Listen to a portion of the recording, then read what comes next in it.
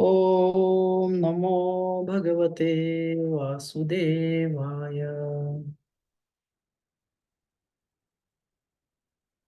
ओम नमो भगवते वासुदेवाय। नारायणं नमस्कृत्य नरं चैव नरोत्तमं देवीं सरस्वतीं व्यासं ततो जयमुदीरये।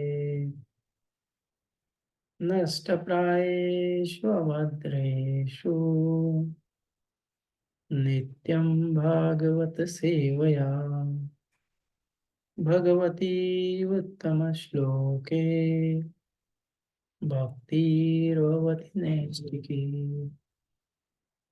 कृष्णाय वासुदेवाय देवकी नन्दनाय च नन्दगोपकुमाराय गोविन्दाय नमो नमः। हरे कृष्णा कृष्ण कृष्ण हरे हरे, हरे राम राम राम हरे हरे। तर आजच्या या तुका म्हणे या शृंखलेमध्ये आपल्या सर्वांचं स्वागत आहे. तुकाराम महाराजच्या अभंगावर एका अभंगावर आपण अर्ध्या तासाची चर्चा दर शनिवारी करत आहोत. त्यामध्ये आज आपण तुकाराम महाराजांचे जे 4,500 अभंग आहेत गाथ्यामध्ये, हा त्यापैकी अभंग नाही. तर काही जणांचं म्हणणं आहे की तुकाराम महाराज ज्यावेळेस स्वर्गाला गेले त्यावेळेस त्यांनी स्वर्गाहून 14 अभंग पाठवले आणि काही जणांचं म्हणणं आहे की 12 अभंग पाठवले. तर त्यापैकी हा पहिला अभंग आहे. तर तुकाराम महाराज स्वर्गाहून टाळ, घोंगडी आणि अभंग एवढं त्यांनी नंतर पाठवलं. तर हे त्यापैकी एक अभंग आहे आणि या अभंगामध्ये दुःखाचं कारण सांगितलेलं आहे. तर मी अभंग म्हणतो, तुम्ही ऐका. जन्माचे ते मूल पाहिले शोधुना, दुःखासी कारण जन्म घ्यावा. जन्माचे ते मूल पाहिले शोधुना, दुःखासी कारण जन्म घ्यावा. पाप पुण्य करुणी जन्मा येतो प्राणी, नरदेहाई ओली हानी केली. रजतमा सत्व आहे ज्याचे अंगी, याच गुणी जगी वाया गेला. तम म्हणजे काय नरकाची वेग केवळ, रजतो सबल माया झाल. तुका म्हणे येथे सत्वाचे सामर्थ्य, करावा परमार्थ अहर्निशी. तर या अभंगामध्ये तुकाराम महाराजांना जे 3 गुण आहेत त्या गुणाचं कार्य आणि मनुष्याच्या दुःखाचं कारण काय, जन्म का घेतो मनुष्य, तर या अभंगामध्ये त्यांना सांगायचं आहे. आणि अभंगामध्ये पहिल्याच जी अभंगाची ओळ आहे आणि त्या ओळीमध्ये ते सांगतात, जन्माचे ते मूल पाहिले शोधून, दुःखासी कारण जन्म घ्यावा. तर जन्म घेण्याचं मूळ कारण जर शोधलं तर काय आहे, दुःख. दुःखाचं कारण जे आहे, हरे कृष्ण, क्लास चालू आहे, नंतर करतोय. क्लास चालू आहे.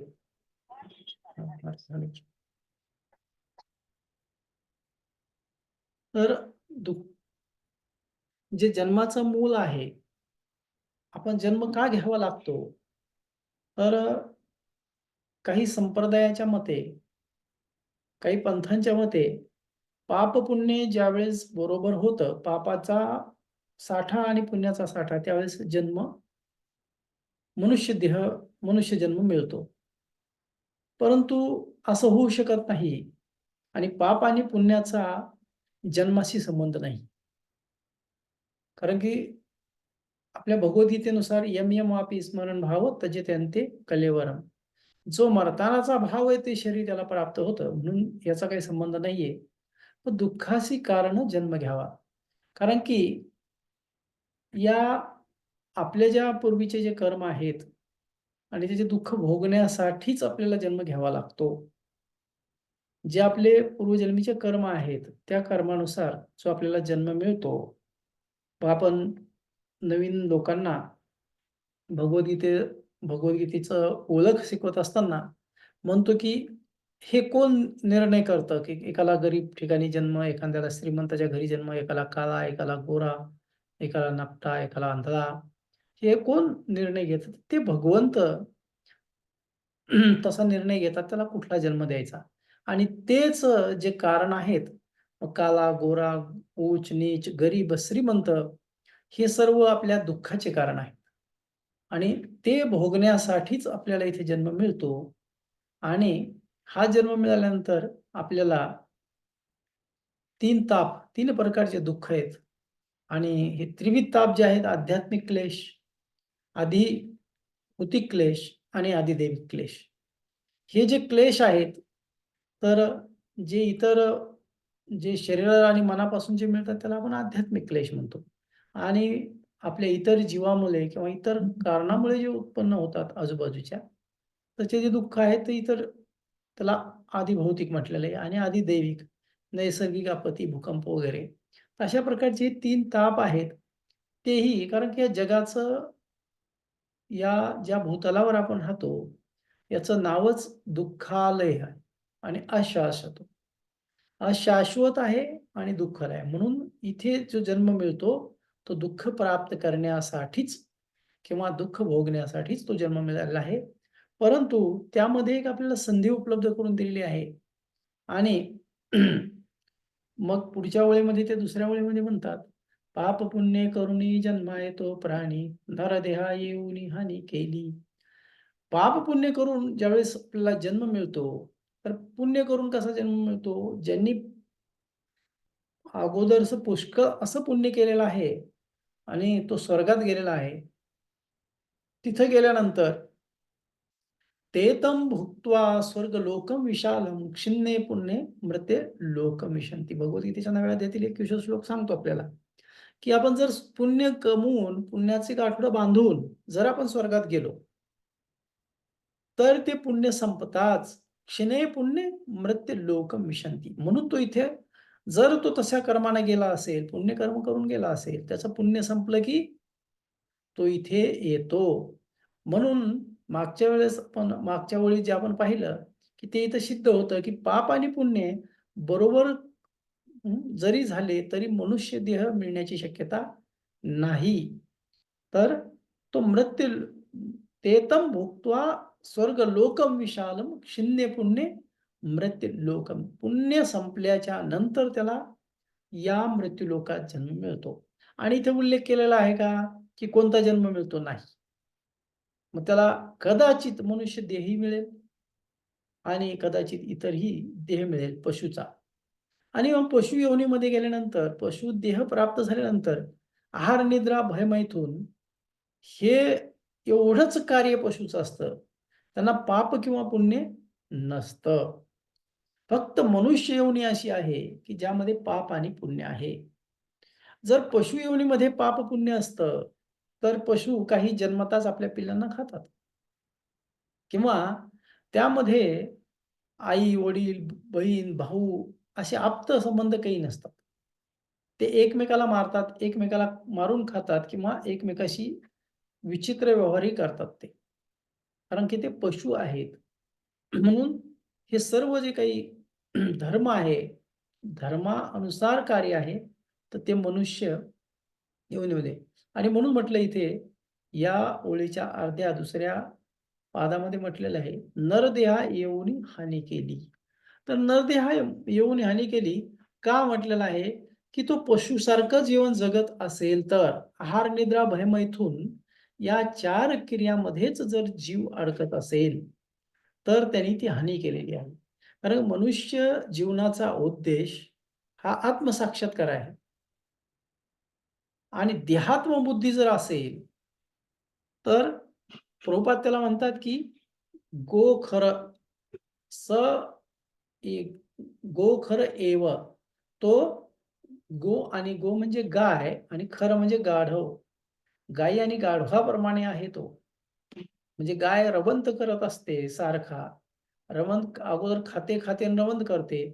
तसं तो मनुष्य पण आहार, निद्रा, भय-मैथुन याचमध्ये अडकतो. तेच पुन्हा चरिताचरणम जसं म्हटलेलं आहे त्याप्रमाणे अडकतो आणि गाढवासारखं तो ओझं वाहतो. म्हणून त्याला गोखर एव म्हटलेलं आहे. जर तो मनुष्य देहात्मबुद्धी जर धारण करत असेल तर. म्हणून देहात्मबुद्धीच्या पलीकडे जायचं असेल, जो देहात्मबुद्धीच्या पलीकडे जातो, या बंधनाच्या पलीकडे जातो, तर मनुष्य देह हानी होऊ द्यायची नसेल, तर आपल्याला काय सांगितलं यांनी? मनुष्य देहामध्येच आपल्याला विविध योनी प्राप्त करता येतात. जसं की यम यम वापी स्मरण भाव या श्लोकानुसार आणि दुसरं आहे की पुण्य करून स्वर्गात जाता येतं. तो आपला भगवद्गीतेच्या 9व्या अध्यायातील 21वा श्लोक आपण पाहिला. "तेतम भुक्त्वा स्वर्गलोकम विशालम" आणि त्याच्यामध्ये ते पाप करून, विविध प्रकारचे पाप करून नरकामध्ये जाता येतं त्याच्या यातना भोगण्यासाठी आणि भगवंताची भक्ती करून वैकुंठातही, गोलोकधामातही जाता येतं. तर अशा प्रकारचं एक जंक्शन आहे, ज्या ठिकाणाहून मनुष्य देह प्राप्त झाल्यानंतर अनेक ठिकाणी आपल्याला म्हणजे या 4 ठिकाणी तरी जाता येतं. त्यामुळे मनुष्य जीवन प्राप्त होऊनी जर आपण भगवत प्राप्तीचा जर विचार केला नाही, तर नरदेहा येऊनी हानी केली, असं त्यांनी सांगितलेलं आहे. कारण की एवढे पाप पुण्य करून जो देह मिळालेला आहे आपल्याला, त्या देहात येऊनही जर आपण भगवत प्राप्ती केली नाही, तर हानी झाली, असं या ओळीत सांगितलेलं आहे. पुढचा या पुढचं कडवं किंवा पुढचं ओळ तर यामध्ये आहेत रजतम सत्व आहे ज्याचे अंगी, याच गुणी जगी वाया गेला. तर ज्याच्या अंगी हे 3 गुण आहेत आणि भगवद्गीतेच्या 6व्या अध्यायातील 6व्या श्लोकात पण ते सांगितलेलं आहे. सत्वे रजस्तम इति गुणा प्रकृती संभवा निबधन्ति महाबाहो देहे देहिनम अव्ययम. हा देहे म्हणजे ह्या देहाच्या ठिकाणी देही, देही म्हणजे आत्मा, जो अव्ययी आत्मा आहे, ज्याचा नाश होत नाही. हं. ममे वांशो जीव लोके जीवभूत सनातन. तो भगवंतांचा अंश असलेला सनातन असा आत्मा जो असलेला आहे, तर तो काय होतो महाभाव या अर्जुना देहाच्या ठिकाणी बांधला जातो. कशामुळे बांधला जातो तो देहाच्या ठिकाणी? निबंधती. तर निश्चित बांधला जातो तो कशामुळे? प्रकृती संभवा, गुन्हा प्रकृती संभवा. प्रकृतीचे जे गुण आहेत त्यामुळे आणि कसे कोणते गुण आहेत ते? सत्वे, रजस, तम इति 3 प्रकारचे गुण आहेत. त्यामुळे तो जीवात्मा बांधला जातो आणि तो बांधला गेल्यानंतर तो काय करतो? बद्ध आत्मा जो आहे तो त्यामध्ये गुरफटून जातो. याच गुणी जगी वाया गेला. तर कसा वाया गेला म्हटलंय? यामध्ये गुण बांधला गेलेला आहे तो. आता तुम्हाला या चित्रामध्ये दिसत असेल स्पष्ट तर काय की दोऱ्या दिसतात. गुण म्हणजे काय? दोरी. 3 प्रकारच्या दोऱ्या आहेत. मग सत्वगुण, रजोगुण आणि तमोगुण. तर तिन्ही प्रकारच्या येतात. जर त्याला तुम्ही म्हटलं एक लोखंडाची, एक चांदीची आणि एक सोन्याची आहे. तरी त्या साखळ्या असतील तर त्या शेवटी साखळीच आहे. तसं दोरी, दोरीच आहे. मग ती कुठली का दोरी असणार. म्हणून काही सत्वगुणामध्ये जे आहे, तर आपण भगवद्गीतेनुसार सत्वगुणाचा आहार पण पाहिला. सत्वगुणाचे कार्य पण पाहिले. तर इथे सत्वगुण, तमोगुण आणि रजोगुण तिन्ही गुणाचं वर्णन केलेलं आहे. तर इथे पाहतो आपण, की काही व्यक्ती सत्वगुणी असतात. तर ते सत्वगुणामध्ये इतके अडकलेले असतात, की त्यांना भक्ती त्यांना चांगलं सत्वगुणामध्ये शुद्ध राहणं, स्वच्छ राहणं, सात्विक आहार घेणं, सात्विक भाषा बोलणं, एक शिव्या-शाप न देणं, अशा अशा आदान-प्रदान तो करतो आणि लोकांना वाटतं तो खूप चांगला व्यक्ती. परंतु तो भगवत भक्ती करत नसेल तर तो वाया गेला. त्याचप्रमाणे जो रजोगुणी आहे, तर रजोगुणी म्हणून बघतो तो सारखं कार्य करत राहतो. इथे आपल्याला रजोगुणाचं ते दुसरं चित्र दिसतंय. त्याचा आहार हं, तामसिक तो राजसिक आहार आहे आणि तो आहार किंवा त्या प्रकारचे विचार, क्रिएशन, बिल्डिंग या सगळं काम, काम, काम दोन्ही प्रकारचं काम, कार्य आणि काम या दोन्हीमध्ये तो व्यस्त असतो. आणि अशामध्ये त्याला तो इतका आसक्त होऊन जातो त्याच्यामधून तो बाहेर येऊ शकत नाही. बांधला जातो. वाया जातो तो त्याच्यामध्येच अडकून. आणि त्याच्यानंतर हा तमोगुणी. तमोगुणी म्हणजेच निद्रालू, निद्रा आणि मांस असे दुर्गंधीयुक्त अन्न वगैरे यामध्येच तो अ, हे अडकून बसतो. आणि म्हणून त्यांनी पुढच्या ओळीमध्ये म्हटलेलं आहे, की तम म्हणजे काय नरकची केवळ, रजतो सबल माया झाला. तर हे तमोगुण आहे. तर तमोगुणामध्ये नरकची केवळ. का नरक म्हटले तमोगुणी लोकांना किंवा तमोगुणाला? तर त्यामध्ये मुख्य असतं आळस आणि आळसी लोकांना काहीच प्राप्त होत नाही आणि त्याच्यानंतर त्यांना निद्रा, दुर्गंधीयुक्त पदार्थ ते खातात किंवा त्यांच्या शरीराला दुर्गंध येतो, स्वच्छ राहत नाहीत. स्नानशुची त्यांना आवडत नाही किंवा ते स्नान करत नाहीत आणि भांडखोर असतात असे लोक. सतत कशा ना कशावर किरकिर करतात. त्यानंतर ते अपशब्द, त्यांच्या वाणीतून आपल्याला अपशब्द पाहायला मिळतात आणि ते सतत त्रासलेले असतात, चिड करत असतात. तर याचे उदाहरण जर आपण पाहिलं, तर अनेक प्रकारच्या ज्या झोपडपट्ट्या असतात. तर ते लोकं अशा प्रकारचं जीवन जगत असतात. त्यांना त्याचं काहीच वाईट वाटत नाही. नरकासारखं त्यांचं नरकमय जीवन असतं. जर तुम्ही तुमच्यापैकी कोणी धारावी झोपडपट्टीत जर गेला असेल, मी आत्ताची गोष्ट सांगत नाही. ज्यावेळेस मी 11वी होतो बऱ्याच वर्षापूर्वी. हं.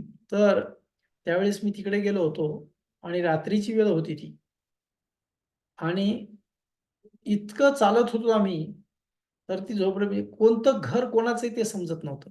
रस्ता आणि घर याच्यातला फरक नव्हता आणि स्त्री-पुरुष असा भेदभाव नव्हता आणि अ, ते लोकं आहार, निद्रा, भयमैथुन अशा क्रिया ते तिथे त्या वस्तीत करत असताना त्यांना त्याचं पशुसारखं बंधनही नव्हतं आणि लज्जा, शरम वगैरेही नव्हतं.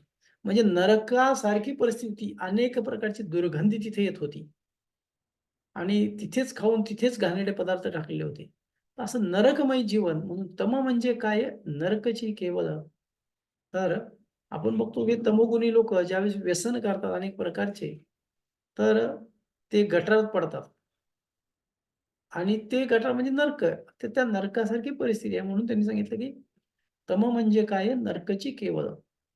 रजतो सबल मायाजाल आणि रजोगुणी लोक आहेत. तर रजोगुण काय करतो? हा सबळ म्हणजे कुठलातरी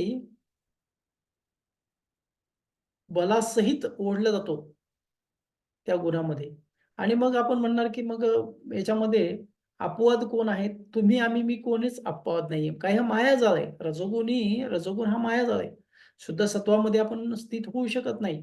सत्वगुण म्हणजे काय? की साधं जेवण, साधे विचार, साधे कपडे, साधी राहणी हे आपल्याला जमत नाही. आपल्याला आरामदायक राहणी पाहिजे. आपल्याला चटपटीत आहार पाहिजे, जे की र रजो गुण उत्पन्न करणारा. त्यानंतर या बलपूर्वक आपल्याला ह्या गोष्टीमध्ये लावलं जातं. मग ते आपण कुठलेही असो, गरीब, श्रीमंत, काळा, गोरा किंवा इतर देशातला. आणि या गुणामुळे आपल्याला आसक्ती वाढत जाते. काय माया आहे. माया कुठल्या पावलाने येऊ शकते? कधी पैशाच्या पावलाने, कधी स्त्री, पुरुष किंवा एखादं कार्य. एखादा म्हणतो, "नाही, आता मी काम करणार, आता मी काम करणार." हवरटपणा, अनेक लोभ, प्रसिद्धी, आधिपत्य गाजवण्याची मी अथॉरिटी आहे, माझं ऐकलं पाहिजे आणि अनेक प्रकारची व्यसनं. तर अशा प्रकारे हा जी माया आहे, तर माया कुठल्याही पावलाने येते आणि ती आपल्यावर आधिपत्य गाजवते. म्हणून रजतो सबल म्हणजे रजोगुणी लोक असतात. हे करायचं, ते करायचं, ते करायचं, अमकं.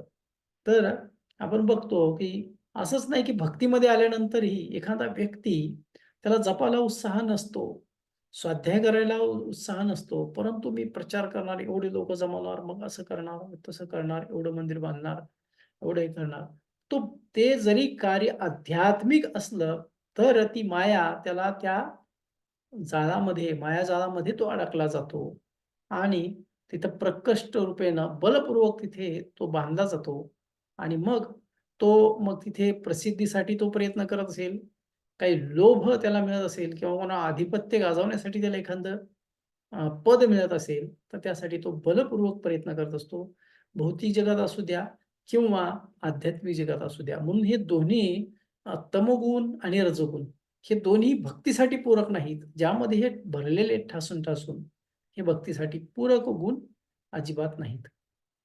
आणि म्हणून तुकाराम महाराज इथे म्हणतात, की तम म्हणजे काय नरकची केवळ, रजतो सबल माया जाळ.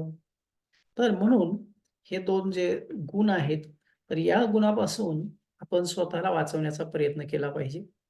आणि त्यानंतर पुढचा आहे आणि शेवटचा, तर या शेवटच्या अ, ओळीमध्ये तुकाराम महाराज म्हणतात, "तुका म्हणे येथे सत्वाचे सामर्थ्य, करावा परमार्थ अहर्निशी." कारण की अहर्निशी म्हणजे रात्रंदिवस परमार्थ करायचा आहे. मग करावा असं सांगितलेलं आहे. आणि मग जर परमार्थ करायचा असेल, तर तो सत्वगुणात असला पाहिजे. सत्वगुणात नव्हे, तर ते शुद्ध सत्वामध्ये स्थित झाला पाहिजे. सत्वगुणामध्ये आल्यावर आपल्याला परमार्थ सुरू होईल आणि अहर्निशी रात्रंदिवस आपण जर परमार्थ करण्यास सुरुवात केली, तर भावस्तरापर्यंत आपल्यामध्ये कृष्ण भावना भावित कृष्ण कॉन्शियसनेस तेव्हा होऊ आपण, जेव्हा आपला परमार्थ अहर्निशी चालेल. पण त्या अगोदर आपल्याला सत्वगुणामध्ये आलं पाहिजे आणि सत्वगुणामध्ये आल्यानंतर हा जो अहर्निशी परमार्थ आहे, तर तो आपण या चित्रामध्ये तुम्हाला दिसत असेल, की इथे केंद्र भगवंत आहेत आणि कार्य जे केलं जात आहे, ते भगवंतासाठी केलं जात आहे. कोणी मंदिराचं मार्जन करत असेल, कोणी दंडवत करत असेल, तिलक लावत असेल, स्नान असेल किंवा आरती असेल, पूजा असेल, कीर्तन असेल, म्हणजे जे काही केलं जात असेल, स्वयंपाक केला जात असेल, प्रसाद घेतला जात असेल, स्वयंपाक केला जात असेल, हे जे काही सर्व आहे, सर्व क्रिया ज्यावेळेस भगवंतासाठी केल्या जातात, त्यावेळेस तो जो परमार्थ आहे, तो अहर्निशी म्हटला जातो. आणि यासाठी आपल्याला कृष्ण भावना भावित व्हावं लागतं.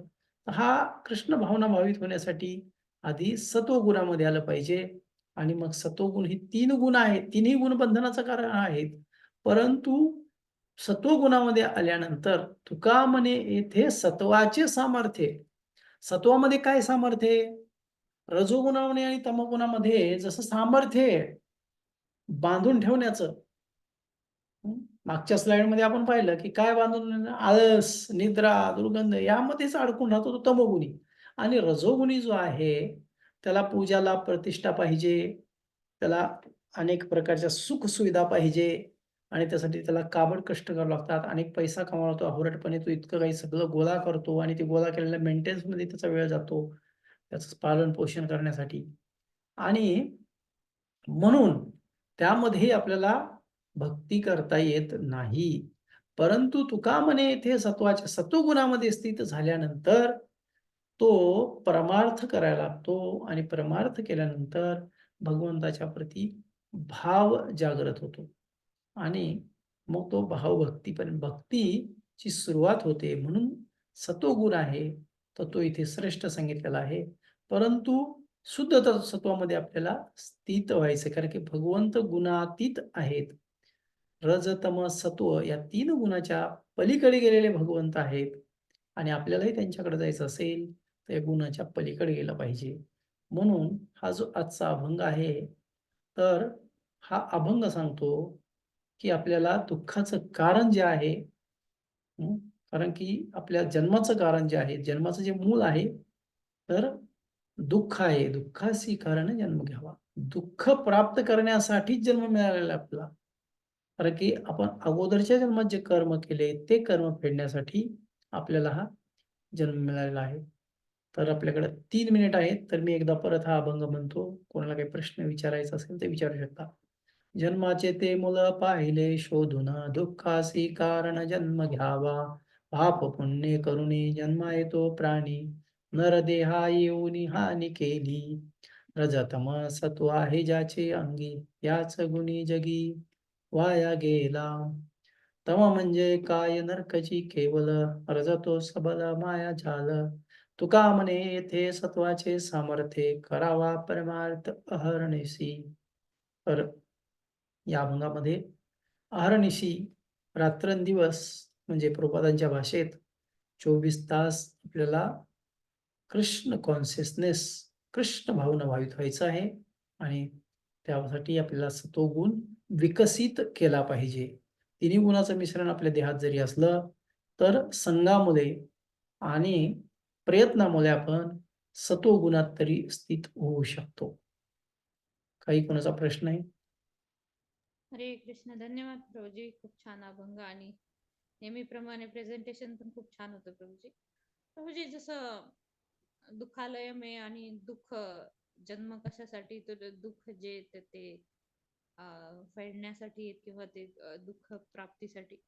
पण भक्त लोक जे आहेत ते किती सुखी आहेत की या दुःखालयामध्ये पण इतके सुखी दिसतात, त्यांना वेगळ्या प्रकारचा आनंद असतो आणि दुःख पण त्यांच्यासाठी मग हा अभंग जो आहे तो जनसामान्यासाठी आहे.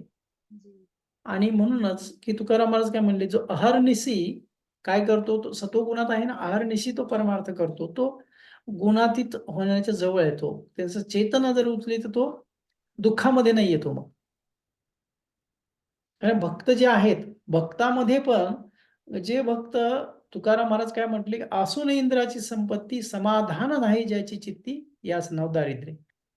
ज्याच्याकडं जे आहे, ज्या परिस्थितीमध्ये जो समाधानी आहे, तर समजायचं तो सत्वगुणात आहे आणि सत्वगुणात असल्यामुळे तो कसा आहे, आनंदी आहे, समाधानी आहे, सुखी आहे. आणि जर तो भक्त जरी असेल, पण तो भक्तीमध्ये कृष्ण कॉन्शियसनेस जोडला गेलाय, मला करतो. परंतु तो समाधानी नाहीये. आज एक बंगला, उद्या एक बंगला, पण त्याला मंदिरात यायला वेळ भेटत नाहीये.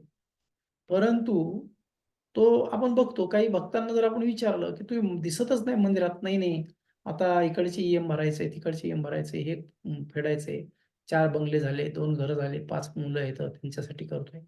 तर ह्या अनेक भानगडीमध्ये तो अडकलेला असतो. परंतु आपण बघतो, की काही भक्त आहेत, त्यांचं फारसे अर्निंग वगैरे काही नसते. एक सामान्य नोकरी करतात किंवा सामान्य व्यवसाय असतो आणि त्याच्यामध्ये ते समाधानी असतात, सॅटिस्फाईड असतात आणि मंदिरात येऊन ते सेवा करतात. आता काही आमच्याकडे पुजाऱ्याच्या तिथे इथे मंदिरात काही भक्त आहेत, ते एक साध्या कंपनीत होते आणि रिटायर झाल्यानंतर त्यांनी आणखी काही दुसरं करण्याचा प्रयत्न नाही केला, की आपलं सकाळी मंदिरात येतात, मंगल आरती अटेंड करतात, परत हे करतात, आनंदी जीवन जगतात. पण काही आहेत, की ते रिटायर झालं तरी दुसरा जॉब, दुसरा बिझनेस किंवा तर असं आहे, की चेतनेवर अवलंबून आहे, की कोणाला काय प्राप्त करायचंय. पण बऱ्यापैकी सर्वच भक्त आहेत, तर ते आनंदी असतात, की ते वैकुंठाचा आनंद घेण्याचा प्रयत्न करतात. आणि प्रभूजी एका व्यक्तीशी माझं बोलणं झालं, तर त्यांना म्हणलं भक्तीमध्ये या, तर ते म्हणतात, की आमचे एवढे दुःख आहेत ते काय भगवंतांना दिसत नाही का? आम्ही इतकं दुःख आम्हाला एवढे का दिले? एवढं आम्हाला भोगावं लागतंय.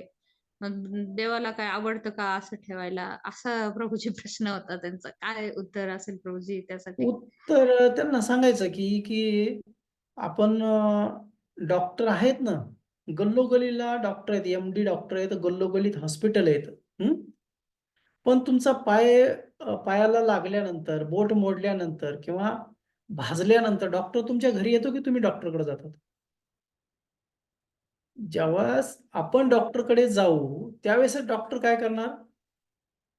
आपल्याला ट्रीटमेंट देणार किंवा आपलं बरं करणार. तसं आपल्याला दुःख आहेत. मग भगवंताकडे गेल्यानंतर, भगवंताला म्हटल्यानंतरच भगवंत दुःखातून मुक्त करतील ना. हो प्रभूजी. हां. कारण की तुम्हाला एक गोष्ट माहीत असेल, की आपण एक जणांना सांगितलं, की भगवंत नाहीत, भगवंत नाही, भगवंत नाही. हं. तर मग तो असं भगवंत नाही म्हटल्यानंतर, तर तो व्यक्ती, तो जो भगवंत नाही म्हणणारा होता, तो एका न्हाव्याच्या ठिकाणी दुकानात गेला आणि एक तो जो भक्त होता तो पण गेला आणि तो जो व्यक्ती दोघांचा वाद चालला, की भगवंत नाहीत आणि हा म्हणतो भगवंत आहेत. तर त्यामध्ये तो म्हणाला, की अ, भगवंत आहेत, नाही आहेत, तर मग दुःख काय आहे या समाजामध्ये? एवढे दुःख का? तर मग हा भक्त म्हणाला, त्या न्हाव्याच्या दुकानात बसले होते. तो भक्त म्हणाला, की "न्हावीच नाहीत." हं. ते म्हणलं, "कसं काय म्हणता न्हावी नाहीत?" तर तो म्हणतोय, की "बघ रस्त्यावरून खूप दाढीवाले लोकं, केस वाढलेले लोकं, दाढी वाढलेले लोकं, असे त्यांना नखं वाढलेले लोकं जाताना त्यांनी त्याला दाखवले. बघ मग, जर न्हावी आहे, तर मग हे एवढे लोकांचे केस, दाढ्या कशा वाढल्या आता विद्रूप. तर तो म्हणला, "ते लोकं हे काय न्हाव्याचं दुकान आहे, इथे येत नाहीत." मग तसंच म्हणला, की लोकं दुःखी असण्याचं कारण ते भगवंताकडे जात नाहीत.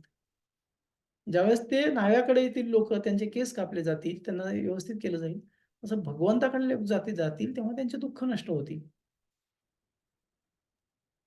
धन्यवाद प्रभूजी. हरे कृष्ण. हरे कृष्ण. धन्यवाद प्रभूजी. मी जरूर हरे सांगेन. कृष्णा. दंडवत प्रणाम प्रभूजी. हां, धन्यवाद.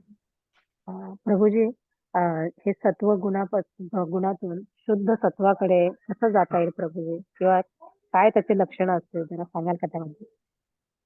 तर आपण आचार्यांचं जीवन पद्धती बघू शकतो. तर या कलियुगामध्ये शुद्ध सत्वामध्ये स्थित होणं फार कठीण आहे. अ, तर तरीही आपण प्रभुपादांना बघतो, की प्रभुपादांची जीवन पद्धती होती. तर प्रभुपादांनी अगदी देहत्याग करत असताना प्रभुपादांनी 15 दिवस अन्न-पाणी पण घेतलं नाही. तर ते काय म्हणत होते, की माझी सेवा तुम्हाला मी जर अन्न-पाणी घेतलं तर माझे जे शिष्य आहेत त्यांना माझं सगळं सेवा करावी लागेल. कारण आता माझी देह साथ देत नाही. आणि शेवटच्या क्षणापर्यंत ते श्रीमद भागवताचा अनुवाद करत होते. म्हणजे चेतना त्यांची भगवंताच्या ठिकाणी पूर्णपणे होती. त्यांना दुसरं काही दिसत नव्हतं. एवढंच नाही, तर ज्यावेळेस प्रभुपादांना विचारलं गेलं, की "बाबा तुमचं आता हे जे तुम्ही एवढं जीवन दिलं आणि तुमचे जे मुलं आहेत किंवा मग त्यांना काय इथलं असं हे द्यायचं किंवा त्यांना काय आम्ही ट्रीट करायचं किंवा त्यांना काय या संपत्तीचा भाग द्यायचा एवढी जी" प्रभुपाद म्हणले, "काहीच नाही." कारण ते जर भक्त असतील, तर त्यांना आदर सर्व काही तुम्ही द्या. त्यांनी जर भक्ती नाही केली, तर त्यांचा आणि माझा काही संबंध नाही. तर जो तुकाराम महाराज पण म्हणतात ना, "भक्त ऐशी जाना जे देही उदास, आशा गेल्या आशा पास टाकून या. न लगे धनजन माता-पिता." त्यांना माता-पित्याची पण गरज नाही आणि धन आणि जनाची गरज नाही. जो धन, जन किंवा माता-पिता देहाच्या बाबतीत भक्त ऐशी जाणं जे देही उदास, देहाच्या बाबतीत जे उदास आहेत, तर तो आपण समजायचं की तो शुद्ध सत्वाकडे स्थित आहे किंवा शुद्ध सत्वाकडे तो चाललेला आहे. कारण की आज आपण समाजामध्ये बघतो, की प्रत्येक जण बुद्धी आहे त्याच्याकडे. मग ते आपल्याला कारण काही सांगू शकेल, की डॉक्टर आहे किंवा मला हे चालत नाही, वात आहे, पित्त आहे, कफ आहे. त्यामुळे मी हे खात नाही, हेच खाल्लं पाहिजे. ती देहात्म्यामध्ये. भक्त पण तसं नाही. ती देहाच्या बाबतीत उदासीन असतात. जे भगवंत देतील ते खाणार. भगवंत ठेवतील त्या परिस्थितीत राहणार. पण या कलियुगामध्ये दुर्मिळ आहे, की जो असं वागू शकतो किंवा अशा गुणामध्ये स्थित होऊ शकतो. धन, जन आणि ह्या सर्व प्रकारच्या सुविधा ह्या प्रत्येक जीवाला भौतिक जगात लागतात. तर समजायचा तो सत्वगुणात आहे, परंतु शुद्ध सत्वामध्ये जाण्यासाठी त्याला कदाचित वेळही लागेल.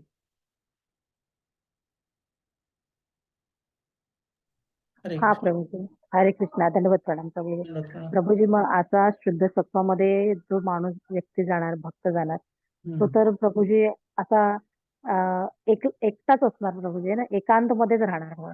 नाही, एकांत कशाला? आता तुकाराम महाराज जे होते, तर ते ज्यावेळेस रस्त्यानं चालायचे, त्यावेळेस लोकं भेटायचे, उपदेश करायचे. त्यांच्याकडे लोक आले तर उपदेश करायचे. पण तुकाराम महाराजांनी असे काही शिष्य बनवले का? खूप काही तुकाराम महाराजांचे खूप शिष्य होते, खूप त्यांनी मंदिरं बांधली, म्हणजे खूप काही प्रॉपर्टी कमवून ठेवली का? उलट त्यांच्याकडे जी प्रॉपर्टी होती, ती प्रॉपर्टी त्यांनी जी लोकांकडून कर्ज वगैरे ती अशी मुफ्तमध्ये देऊन टाकली. म्हणजे त्याच्यात काहीच नाही ठेवलं. स्वतःच्या मुलासाठी पण काही ठेवलं नाही त्यांनी. हां, प्रभूजी. हां, हां. जे जे संत असतात, की त्यांना असं आसक्ती नसते, हेच केलं पाहिजे. त्यांच्या अनुयायींनी किंवा मग त्यांना वाटलं त्यांच्यासाठी ते करतात, ते करतात. पण असं नाही हेच केलं पाहिजे, हेच असं स्वतःहून ते काही मागत नाहीत. जे दुसऱ्या भक्तांनी किंवा अनुयायांनी हं, त्यांना जे दिलं ते ते प्रेमानं त्याचा स्वीकार करतात. परंतु स्वतःहून काही म्हणत नाही, हे करा, ते करा, असं करा, माझ्यासाठी करा, हे करा. असं ते कधी म्हणत नाहीत. हां, प्रभूजी. अगदी आय ओपनर असं तुमचं प्रवचन झालं प्रभूजी. थँक यू सो नाही, मच. नाही. काय नाही. हरे मी जे कृष्णा. आहे धन्यवाद. प्रणाम हरे प्रभूजी. कृष्ण. हरे कृष्ण. दंडवत प्रणाम. थांबू हरे आपण? कृष्ण. थांबूयात प्रभूजी आपण हो, इथेच. हरे कृष्ण. वांछा कल्पतरुभ्यश्च कृपा सिंधुभ्येव च कृपा पतितानां सिंधुदेव च पतितानां पावनेभ्यो वैष्णवेभ्यो नमो नमः. अनंत कोटी हरे वैष्णव कृष्णा. हरे हिंद कृष्णा. की दंडवत जय. प्रणाम प्रभूजी. दंडवत प्रणाम. हरे कृष्णा. दंडवत प्रणाम प्रभु. दंडवत कृष्ण प्रणाम. दंडवत प्रणाम हरि प्रभूजी. हरे कृष्णा.